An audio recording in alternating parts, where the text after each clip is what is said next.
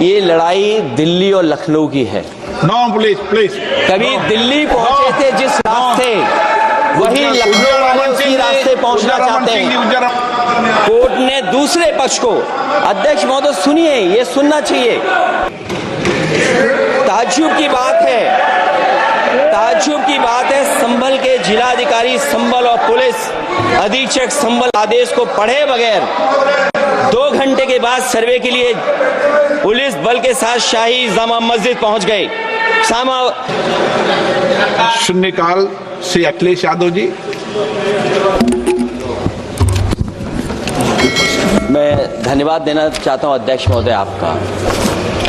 नहीं, हम जो कमिटमेंट करते हैं ना उसको पूरा करते हैं, लेकिन सब दलों के नेताओं की बात में कमिटमेंट होने के बाद भी आप बेंच पे आए जो ठीक नहीं है। अध्यक्ष महोदय, कमिटमेंट में, क्रेडिबिलिटी में आपका कोई जवाब नहीं। नहीं, ये निगरा मैं लेकिन दाईं तरफ वाले लोगों का थोड़ा हिसाब किताब अलग है।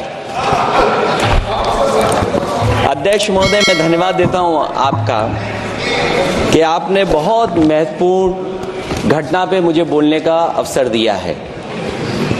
संभल जो इसलिए जाना जाता था कि भाईचारे के साथ वहां रहते हैं लोग, वहां अभी से नहीं, सदियों पुराना भाईचारा हजारों साल से इसी तरह रहते आए हैं। लेकिन अचानक ये जो घटना हुई है, ये सोची समझी रणनीति के तहत वेल प्लान्ड हुआ है और वहां के भाईचारे को गोली मारने का काम हुआ है। जो घटना हुई है वो सोची समझी साजिश है।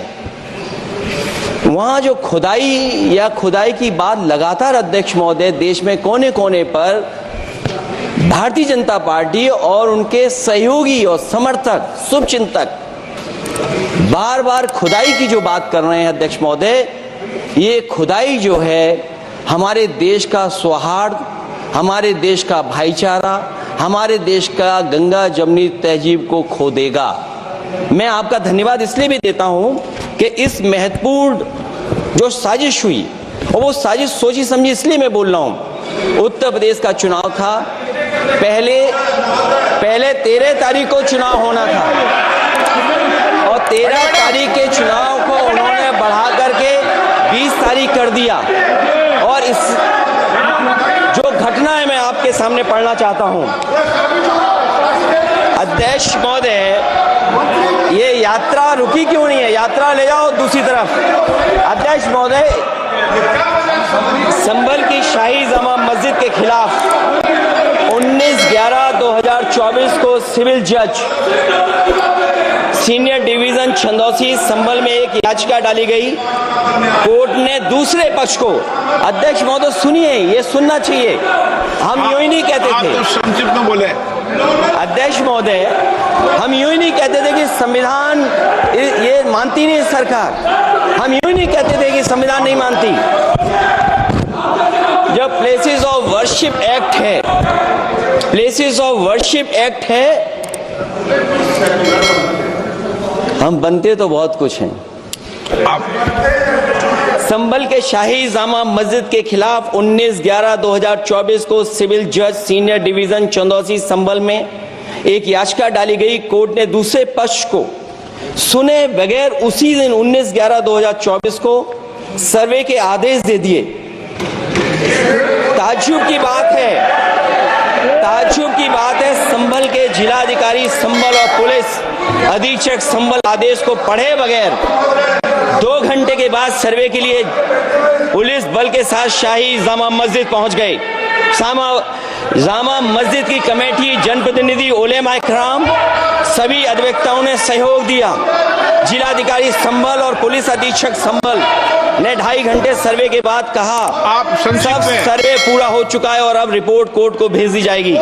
लेकिन दिनांक 22/11/2024 फ्राइडे को जुमे की नमाज के लिए लोग नमाज अदा करने के लिए जामा मस्जिद पहुंचे, लेकिन पुलिस प्रशासन ने बैरिकेड लगा दिया ताकि लोग नमाज न पढ़ सकें।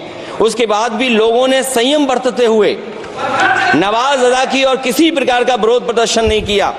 29/11/2024 को कोर्ट की अगली तारीख तय थी। शाही जामा मस्जिद की कमेटी और मुस्लिम समाज के सभी लोग कोर्ट में केस की पैरवी के लिए तैयारी कर रहे थे, परंतु दिनांक 23/11/2024 की रात पुलिस प्रशासन द्वारा कहा गया 24/11/2024 यानी अगले दिन सुबह को दोबारा सर्वे किया जाएगा। शाही जामा मस्जिद कमेटी और अधिवक्ता ने कहा कि इस सर्वे तो मुकम्मल हो चुका है, अब दूसरे सर्वे की क्या आवश्यकता है।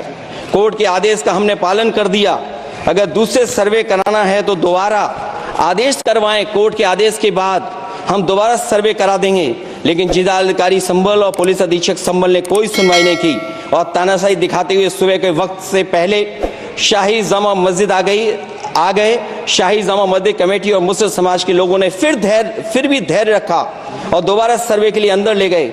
सर्वे के दौरान करीब 1.5 घंटा बाद जब जनता को सूचना मिली तो वो इकट्ठा होना शुरू हो गए। लोगों ने सर्वे का कारण जानना चाहा तो सर्किल ऑफिसर ने उनके साथ गाली गलौज की और लाठीचार्ज करवाकर बुरी तरह जख्मी कर दिया।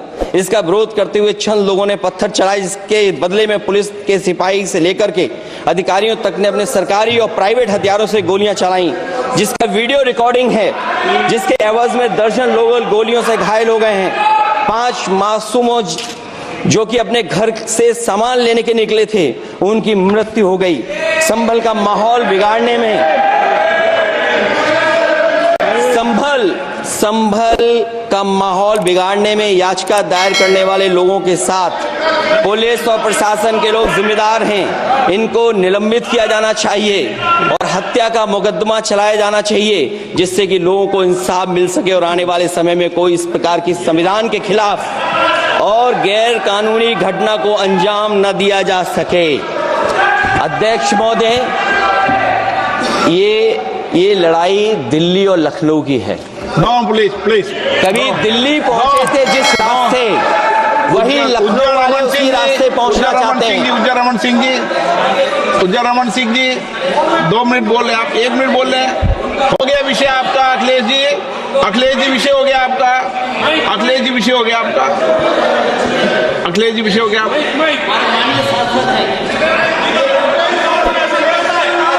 अखिलेश जी आपका विषय हो चुका है, प्लीज।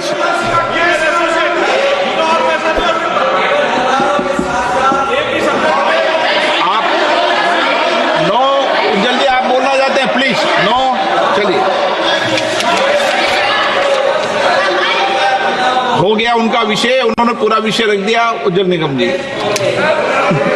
हो गया आपका विषय, आपने सारी मांग रख दी। माननीय अध्यक्ष जी, संभल को इंसाफ और न्याय चाहिए। संभल को इंसाफ और न्याय चाहिए। सुप्रीम कोर्ट के सिटिंग जज से इसकी जांच करानी चाहिए और जो लोग अधिकारी दोषी हैं उनको आप कंक्लूड कर दें। ये दिल्ली ये अध्यक्ष महोदय इसलिए जरूरी है। अध्यक्ष बताइए प्लीज। अध्यक्ष महोदय, मनीष जायसवाल, चुनाव हो गया, चुनाव में जो बेईमानी की है सरकार, जो चुनाव में बेईमानी